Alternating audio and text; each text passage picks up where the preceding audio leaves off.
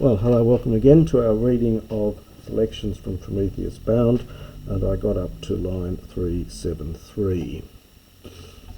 So this is the end of the long speech of Prometheus, where he warns Oceanus against the retribution from Zeus and quotes as examples the two titans, Atlas and Typho, and what happened to them.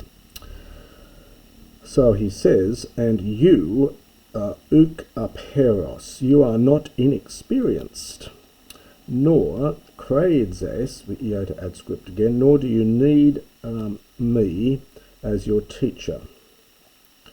Siauton soisd hopos epistasai, so save yourself. I think this bit here means something like just as you know how, from epistemi. So it's almost as best you know how, or perhaps it's something like, well, almost you know how to save yourself, but this is an imperative here. So save yourself as best you know how. Ego de ten perusan antleso trucain. The antleso is an odd, with various different possible translations here. It can mean to bear up the struggle, or it can also mean to drain, from whether you take it from antleo or perhaps ana and then telao. I think possibly the latter. It's almost I will drain to the dregs, I will bear to the utmost my present toucain, my present situation, my present fate. Est an plus the subjunctive, this again is idiomatic, estan, until. It's one of those little things you should learn. Estan plus subjunctive, until the mind of Zeus might be, this is from lo phao, might cease. So the verb here is lo phao, alpha contract, might cease from its anger. Oceanus replies, Ukun Prometheus tut gynoskes. Hoti orges nosuses a siniatro logoi. Now it's a question here introduced by Ukun. Surely then you know this, O Prometheus, that words, perhaps discussion, so words are literally doctors or healers might be good here. So words are healers of, well, literally anger which is diseased. So words, and could translate orge, it's got a range of meanings. Temperament might be good here. So words are healers of a sick temperament. So he says, don't you realise that? It's a question. And there's our yes, there's our get on the next line. So yes, if someone at the right moment in Cairo, malthasse from malthasso to soften, unless someone, it's a subjunctive here, unless someone, if someone at the right time would soften their heart, and now we get, in fact, metaphors or language here from medicine, because he's mentioned iatroi up here, doctors, and these are, in fact, medical terms. The verb here is sfrigao, meaning to swell. The thumos is your, well, it's your heart. It's often seen by the Greeks and thought of as an actual physical organ in the body. So this is an organ which is swollen up. And iskaine literally means to dry up, but it has that sense of, in medical terms, to reduce the swelling. And this is the iota adscript, of course. So yes, if someone might soften their heart at the appropriate time, and might not try to reduce the swelling by force of a swollen thumos, of a swollen spirit. So I think what he's saying is here, yes, I understand what you're saying, but I'm not in any mood to do anything about it at the moment. His thumos is raging, and so words are not going to do much good for him. Ento prothumesthai te kai tolman tina horais iota adscript enusan tsemian didaskame. And so Oceanus again asks these various questions. Now we get here ento plus two infinitives here. So articulate infinitives. This one you can translate these as nouns really. This is prudence, and this is from tolmao, to dare, so this is daring.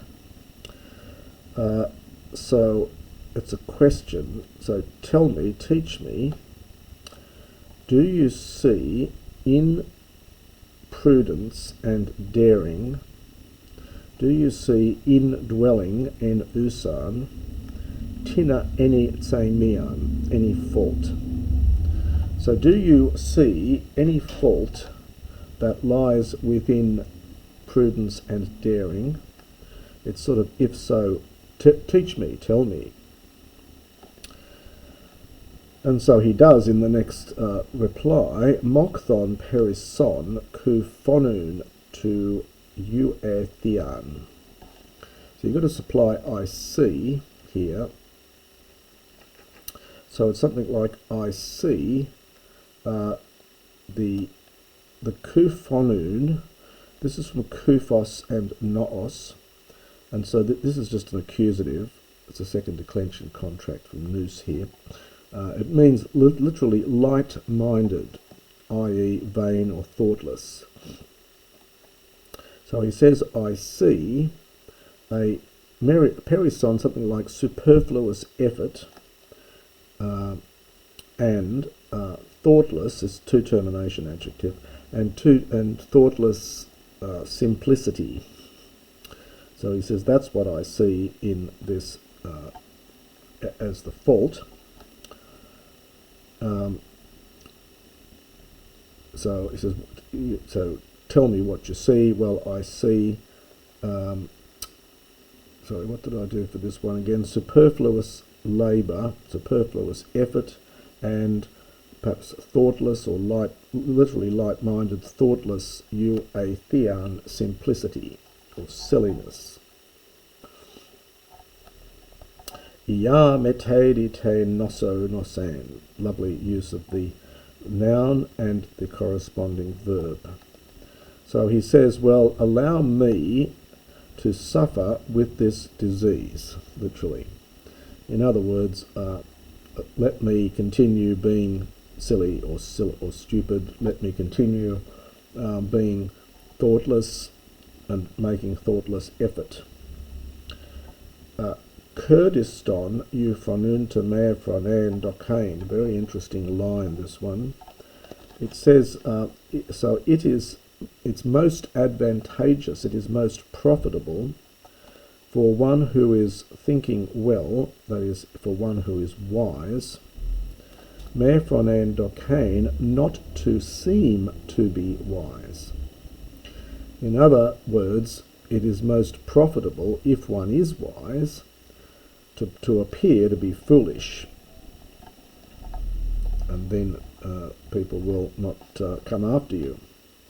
Emon dokese tamplacam anai toddy, and this again is an important line in the play. So toddy, I think, is the subject. So this will seem to be emon to. This is amplacama. We've had this word before, amplacama. This would seem to be my fault, my Achilles heel almost, my sin, my misdemeanor. Sappho's me es oikon sos logos stele palin. So he gives up at this point and he says, clearly your word, stele, dispatches me, palin, back to my oikon, to my house. Megas ethrenos humos es ekthran ballet.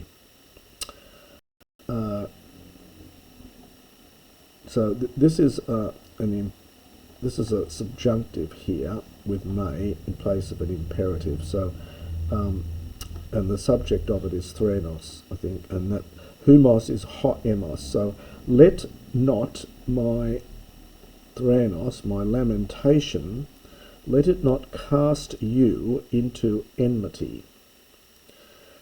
Now that's slightly ambiguous. It may be into enmity with me. So let not my threnos, my lamentation, cast you into enmity with me. Or it might be,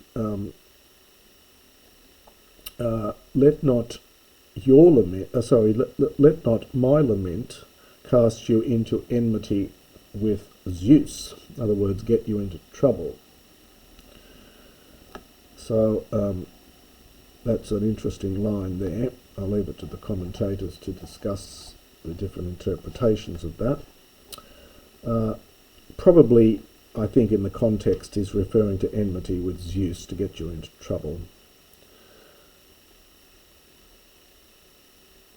You can also take this threnos as with oemos, as you can either take it as my lament, my whinge that I've been talking about, or it could mean your lament for me is also possible here, which is another possible meaning. Again, the commentators will discuss the various possible interpretations. So it might be my lament, my whinge, or it might be your lament for me, let it not cast you into trouble. E toi neon thrakunti pancrates hedras. And in fact it must be that latter interpretation, because Oceanus says basically, are you referring to, so it's enmity with, literally the one sitting recently on the all-controlling seats. So it's something like, do you mean with the one with the one recently enthroned for the Thakunti in sovereign state, literally in all ruling seats. So in fact, in hindsight, I think that's probably what it is meaning here.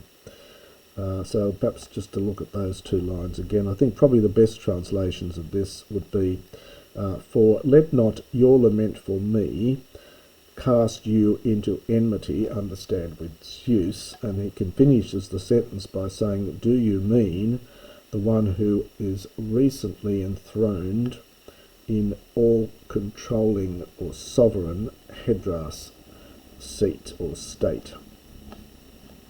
Tutu fulasu me pot akthesthe kia. So guard this, lest ever,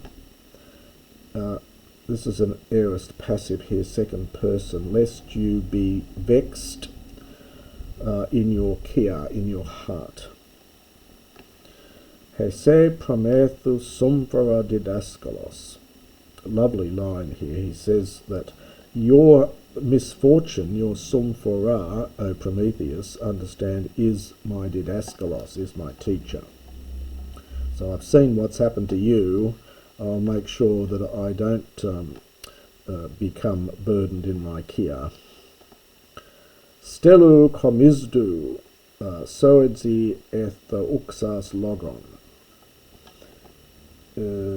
Now this is from tho uso. We've had this verb before. It could mean just to shout or to utter. So you have uttered this word, you have spoken this word to me, as I am already making my way. I'm already going. From homao, it's middle, I think, here. So for me, already going, you speak this word. I'm already on my way. For the tetraskeles oionos, the four-legged bird. It's interesting that a four-legged bird. Psyre is to fan. So it fans pteros with its wings, the luron oimon, the smooth path of the air. Asmonois detan stathmois en oikeoisi campsean gonu. So this is the main verb here. It's an optative. third person singular from canto, and it's referring to this bird. So may it happily bend its knee, and then 10, the ta n, in its own oikos, in its home stall, or well, it's the stathmos. It has a huge range of meanings, the stathmos, but here it's got a sense of a stall where the bird lives, or its own house, its own resting place. So happily may it bend its knee in its own stall.